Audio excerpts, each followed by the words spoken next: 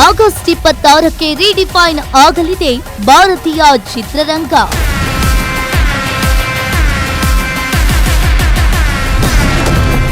ಸ್ಯಾಂಡಲ್ವುಡ್ಗೆ ಮರು ಜನ್ಮ ನೀಡೋಕೆ Yash coming.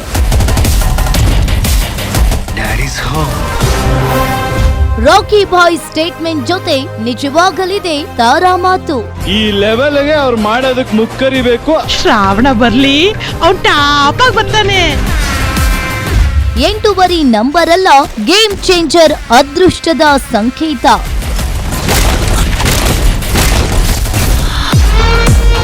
Guarantee news ನಲ್ಲಿ ಟಾಕ್ಸಿಕ್ ಎಕ್ಸ್ಕ್ಲೂಸಿವ್ ರಿಲೀಸ್ ಅಪ್ಡೇಟ್.